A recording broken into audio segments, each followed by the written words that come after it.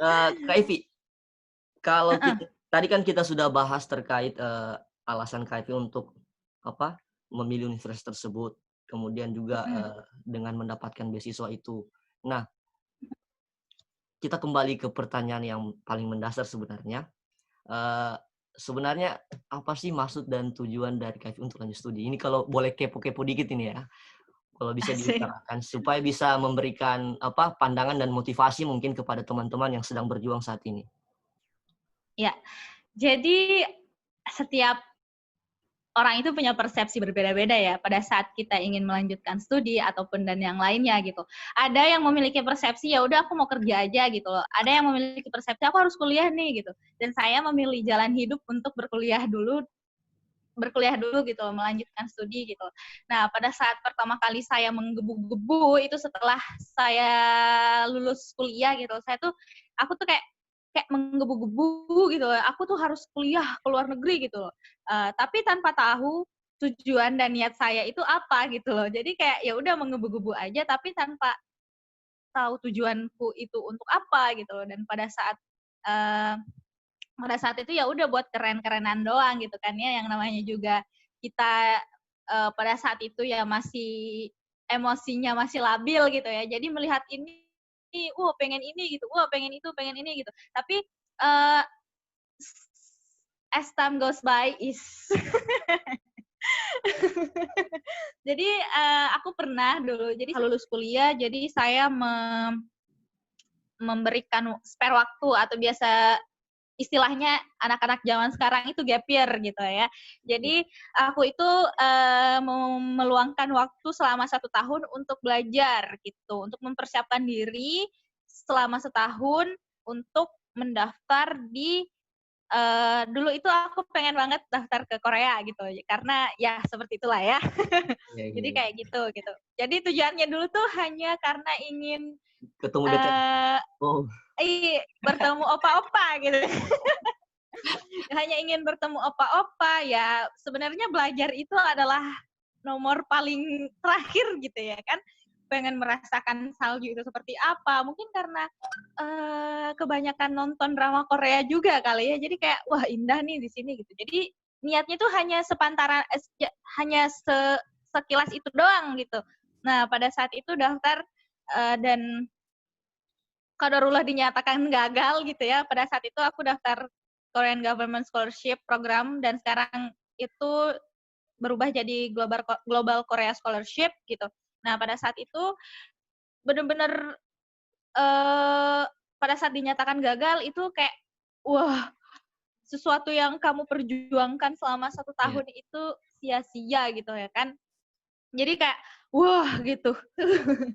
Jadi pada saat itu aku mulai merenung di situ kayak, "Ngapain sih lu kuliah?" Gitu, kayak Oke. ya pokoknya dari kayak udah ada kayak pertanyaan-pertanyaan seperti itu muncul gitu loh, "Ngapain sih kuliah ke luar negeri, kenapa nggak di Indonesia aja? Orang di sini aja bagus, di sini aja bagus," gitu. Sampai pada saat itu kayak, ya udah aku hopeless gitu loh dan udah nggak mau ngapa-ngapain lagi, buat kerja males, buat kuliah juga males gitu. Jadi kayak, "Apaan sih?" gitu, "Apaan sih?" gitu, Pak. Sampai pada saat, itu alhamdulillah pada saat aku pulang, pada saat itu aku masih di Pare ya, masih belajar di sana, di kampung Inggris gitu. Dan pada saat aku pulang ke kampung halamanku di Makassar gitu, jadi kayak ada tuh yang namanya volunteering-volunteering gitu kan, gitu ya kan. Jadi kayak, eee, aku daftar volunteering di dalam negeri itu, kalau nggak salah yang diadakan sama IALE Jawa Tengah kalau nggak salah ya. Jadi, pada saat itu programnya di Karimun Jawa gitu. Nah, pada saat itu aku, eee, pasti kalau daftar gitu kan pasti ada esai-esainya gitu ya kan. Jadi pada saat itu kayak, mulai ngisi form gitu. Terus di situ ada, pertanyaan gitu loh, "Apa kontribusimu?" Gitu. Itu yang kayak, "Apa ya kontribusi aku?" Gitu, "Apa sih kontribusinya?" Gitu, kayak mikir gitu. Terus sampai pas itu masih bertanya lagi, "Kuliah ngapain? Ini ngapain?" Gitu, "Kayak gini ngapain?" Gitu, kayak masih ngambang gitu pada saat, untuk menjawab esai itu, itu ya pastilah kita butuh yang namanya searching gitu loh ya kan. Jadi apalagi pada saat itu saya concernnya ke pendidikan gitu. Ya udah saya searching gimana sih keadaan sekolah di pulau-pulau gitu dan daerah-daerah terpencil gitu. Dan di situ saya kayak ditampar bolak-balik gitu loh, kayak wah, di situ tuh kayak aku tuh kayak nemuin artikel gitu, salah satu daerah terpencil yang ada di Indonesia gitu. Jadi dia itu sekolahnya kecil banget dan kayak lebih gedean rumah kita kali. Jadi kayak kecil gitu dan cuma dari kayu, terbuat dari kayu dan gurunya itu cuma satu doang gitu. Tapi semangat anak-anak itu untuk bersekolah itu sangat-sangat luar biasa gitu. Jadi Baik. aku tuh kayak ditampar bolak-balik gitu. Kayak Iya, iya. kamu tuh punya akses gitu loh. Kamu ya meskipun kamu di kampung tapi kamu punya akses internet dan lain sebagainya. Kamu itu punya ini, punya itu gitu loh. Jadi apalagi sih gitu. Kayak oh ya udah nih gitu kayak aku tuh kayak wah emang harus semangat gitu melihat adik-adik di luar kota di daerah-daerah seperti itu kayak wah mereka aja udah punya semangat belajar yang luar biasa ya gitu. Jadi mungkin ini adalah jalan saya untuk menjadi orang yang bermanfaat gitu. Bagaimana saya ilmu saya di sini itu saya implementasikan nanti pada saat selesai saya implementasikan langsung kepada masyarakat gitu loh. Meskipun nggak banyak dan saya harap ilmu saya ini sangat-sangat bisa memberi manfaat gitu. Jadi itu yang membuat saya kayak ya emang kamu harus Motivasi kuliah kembali Pi ya, gitu. Jadi kayak mendapatkan motivasi kamu harus betul. emang kamu harus kuliah Pi gitu. Hmm. Buat ini gitu, buat mungkin memotivasi sebagai motivasi orang-orang yang orang-orang kayak kamu bisa gitu loh, jangan terdistract dengan hal-hal seperti itu gitu. Kamu bisa gitu loh. Kita dan di sini kayak banyak-banyak bersyukur gitu loh. Kita di sini aku kayak ya Allah alhamdulillah gitu loh masih uh, ada gitu yang kayak seperti ini gitu. Jadi aku harus semangat gitu ya. Udah dari situ ya udah gitu. Jadi niatnya benar-benar untuk mengabdi gitu. Jadi bukan lagi tentang keren-kerenan dan sebagainya gitu. Siapa Iya, gitu jadi ya. kayak Betul. jadi Melalui kayak momen ya. Jadi memang melalui apa momentum itu Kak Evi bisa mendapatkan apa namanya semangat baru dan bisa betul sekali. memperbarui atau mengupgrade niat dari yang awalnya hanya untuk keren-kerenan tapi Iya, kembali lagi bahwa studi pasca sarjana itu eh, perlu persiapan yang matang dan tentunya betul dibarengi dengan sekali. niat yang sangat-sangat eh, luar biasa. Saya Betul. pikir Kak Evi ini adalah salah satu orang yang mengalami yang namanya bahwa kegagalan itu adalah langkah awal untuk menuju kesuksesan. Dalam hal ini Betul kesuksesan sekali. menerima beasiswa dan kuliah di universitas nomor 1 yang ada di Thailand ya. Kira-kira seperti itu. Luar biasa Hmm. Kak pengalamannya yang dibagi pada kesempatan kali ini.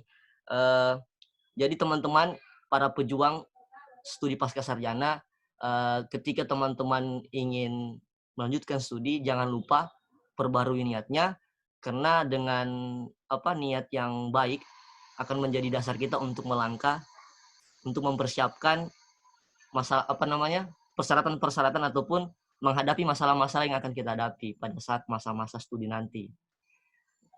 Mungkinkah terakhir masih berkaitan dengan proses yang Kak Evi ceritakan tadi, terlepas dari niat yang awalnya tadi hanya sekedar keren-kerenan, kemudian berusaha untuk memaknai bahwa memang harus memberi manfaat dan harus bernilai kepada sesama. Selain itu, apakah yang menjadi masalah terbesar dari KFV dalam proses keterimanya sebagai awirdi dari beasiswa dan keterima di Universitas Cululangkeng ini? Apa yang menjadi masalah yang paling terkesan gitu, maksudnya masalah yang paling luar biasa yang membuat KFV menjadi lebih kuat dan KFV ternyata Ya, bisa melewati. iya, jadi masa apa ya? Bukan saya nggak sebut ini sebuah masalah ya, tapi kayak motivasi gitu ya kan. Jadi pada saat itu aku sebenarnya terkendala di dokumen gitu. Maksudnya dalam hal aku tuh selalu memilih beasiswa yang harus mengirimkan langsung ke universitasnya gitu. Jadi pada saat emang pertama kali daftar beasiswa itu di Korea pun aku daftar KGSP ini via university ya. Jadi kayak emang benar-benar harus ngirim dokumen langsung ke sana gitu. Jadi di sini awal mula apa ya, awal mula drama-drama mengejar beasiswa gitu ya. Karena sebenarnya mendapatkan beasiswa itu nggak semudah yang dipikirin orang gitu loh. Jadi kayak mungkin kayak ya gue lulus nih ntar gitu kayak gitu. Jadi kayak sebenarnya ya setiap orang pasti punya prosesnya masing-masing yang beda-beda ya. Mungkin proses saya itu ya seperti ini gitu loh. Jadi kayak mulai dari dokumen yang nggak lengkap, harus ngirim ulang, jadi kayak begitu gitu. Jadi kalau bisa ditotal dari awal ngirim daftar beasiswa ini, aku ngirim ke luar negeri itu sebanyak 5 kali gitu, 5 kali dokumen yang saya kirim ke luar negeri gitu. Ke Korea 2 kali karena pada saat itu saya harus dapat apostil dari embassy-nya Korea gitu. Terus jadi harus 2 kali gitu. Bayangkan budget kan. Terus Oke. ke Thailand gitu. Jadi saya di Thailand itu aku daftar 2 universitas. Yang ada universitas salah satu universitas juga yang di sini namanya Chulalongkorn Graduate Institute. Nah, jadi aku mengirim juga gitu. Terus yang terakhir ini Chulalongkorn juga gitu. Terus Chulalongkorn ini saya daftar saya kirim berkas sebanyak 2 kali gitu. Karena yang pertama saya daftar saya daftar jurusan environmental science ya. Jadi karena penelitian saya pada saat itu adalah mikroplastik gitu ya kan. Jadi saya daftar ke environmental science. Qadarullah saya nggak keterima sebenarnya di environmental science, dan pada saat itu salah satu profesor yang ada di Chulalongkorn itu dan sekarang menjadi profesor pembimbing saya meng-email saya gitu loh, kayak dia nanya gitu kan, mau nggak gitu di biotek aja gitu, kayak seperti itu gitu. Emang pertama tuh mikir gitu ya, kayak wah biotek nih it's not my passion gitu, kayak waduh biotek gitu, kayak ya udah gitu. Jadi kayak bismillah aja gitu, mungkin ini jalannya Allah gitu untuk aku gitu. Ya udah bismillah aja, ya udah keterima dan mengirimkan lagi gitu ya. Mungkin kendalanya atau kayak bukan kendala sih ya, kayak Tantangan ya, lebih tepatnya mungkin ya tantangan. tantangan gitu. Dan pada saat itu mungkin gara-gara ini ya waktunya itu, deadline-nya itu kayak mepet-mepet gitu. Di Korea pun seperti itu. Jadi Hamin dua penutupan beasiswa itu dokumen saya belum selesai di Indonesia gitu. Jadi kayak bagaimana caranya melobi gitu loh. Jadi saya telepon, saya bela-belain telepon tuh kayak bayangkan dari nomor Indonesia ke Korea itu makan pulsanya berapa gitu ya kan. Jadi kayak saya email gitu. Untungnya mereka tuh baik gitu, kayak ngasih extended waktu extend gitu, kayak ya udah katanya kayak gini aja gitu. Sama seperti di sini gitu. Untungnya kayak alhamdulillahnya kayak dikabarinnya cepet gitu. Jadi kayak Hamin 1 minggu untungnya juga pos Indonesia itu kayak mau menerima gitu ya. Kayak alhamdulillah gitu, kayak kalau emang bener-bener gimana gitu, jalannya ada aja. Jadi seperti kalau kita emang benar-benar mau berusaha itu jalannya ada aja. Dan alhamdulillah pada akhirnya Kak Evi diterima sebagai mahasiswi di Universitas nomor 1 di Thailand dan menerima beasiswanya juga ya. Nah Alhamdulillah. ini berangkat dari niat tadi yang diperbaiki itu ya. Jadi memang Benar. niat itulah yang membuat kita bisa survive atau menemukan solusi-solusi yang mungkin kita tidak pernah terpikirkan sebelumnya. Iya. Dan juga kita sebelum daftar, ini paling penting nih, sebelum daftar beasiswa itu kita benar-benar harus nguatin mental gitu loh ya kan. Karena meskipun kita di ASEAN gitu, tapi culture learning-nya orang di sini tuh berbeda dengan seperti apa yang kita temui di Indonesia. Meskipun kita juga di Indonesia gitu kan, pada saat kita memutuskan untuk lanjut studi, itu kayak kita benar-benar harus nyiapin mental banget gitu loh. Dan pada saat kita memutuskan untuk belajar, ya kita harus menerima pedihnya pelajaran, pedihnya tugas, pedihnya ini, itu, dan ini sebagainya gitu. Jadi kalau belum siap mental, saya sarankan untuk siapin dulu gitu loh, karena pendidikan itu tidak semudah yang orang-orang bayangkan gitu loh. Dan pada saat kita harus bertemu dengan ini, apalagi hal-hal yang baru gitu, harus kayak ketemu sama hal-hal yang kayak kita nggak mengerti sebelumnya, otomatis kita harus belajar dari nol lagi gitu loh ya kan. Jadi emang benar-benar mentalnya harus kuat gitu loh. Nggak hanya Investasinya untuk harus di luar kuat. negeri, tapi nggak hanya di luar negeri, di Indonesia pun seperti itu. Gitu. Jadi harus kuat mental. Betul. Selain apa namanya persyaratan-persyaratan tadi disebutkan, ternyata juga dari kejiwaan ya, mental kita juga harus siap ya. Karena memang kita akan menghadapi lingkungan-lingkungan baru. Nah, betul, karena pada saat kita nggak kuat mental gitu, kita pasti kayak, aduh, menyerah aja deh gitu. Seperti itu. Serius. Luar biasa, Kak. Luar biasa pengalamannya. I've got the point. Jadi memang need is so really necessary. And then what else? Ya, pokoknya intinya adalah there is no impossible jika kita ingin terus berusaha ya. Diawali dengan niat yang betul-betul niat yang tulus, ikhlas untuk bermanfaat dan berguna ya bagi bangsa Indonesia dan lingkungan sekitar. Saya pikir sangat luar biasa. Semoga diskusi kita hari ini bisa memberikan pencerahan atau memberikan pandangan dan motivasi kepada teman-teman yang saat ini lagi berjuang untuk lanjut studi. Karena kita tahu betul di luar sana banyak teman-teman kita yang sedang berjuang, memperjuangkan untuk mendapatkan beasiswa dan universitas tujuan yang mereka harapkan. Baik, Kak. Saya berterima kasih sekali atas waktu yang diluangkan. Semoga kita semua bisa senantiasa mendapatkan keberkahan dari apa-apa yang telah kita usahakan. Dan ya, di tengah-tengah pandemik ini, saya juga berharap kita senantiasa dalam lindungan Tuhan untuk tetap mendapatkan kesehatan. Stay at home, Kak, ya. Jangan lupa. Nggak pernah keluar di sini.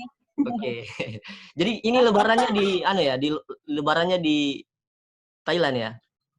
Iya, jadi lebarannya udah di Thailand aja gitu. Soalnya kalau keluar juga nggak bisa gitu. Penerbangan udah ditutup, ya kan? Jadi nggak bisa. Pokoknya semua ada hikmahnya ya, Kak ya? Betul sekali. Ini kan qadarullah ini, jadi kita harus menjalaninya saja. Baik, Kak. Sekali lagi saya berterima kasih sebanyak-banyaknya. Semoga kita bisa bertemu lagi di pertemuan-pertemuan selanjutnya, baik pertemuan virtual seperti ini maupun di dunia nyata ya. Oke. Amin. Saya pikir cukup untuk diskusi kita hari ini. Saya juga mohon maaf jika ada kata-kata yang kurang berkenan atau hal-hal yang tidak mengenakan. Semoga kita bisa mendapatkan inspirasi baru dari diskusi kita hari ini. Demikian, terima kasih. Mohon izin, Kak, saya tutup. Assalamualaikum warahmatullahi wabarakatuh. Selamat menjalankan aktivitas masing-masing. Dan sampai jumpa di video-video saya selanjutnya. Bye-bye.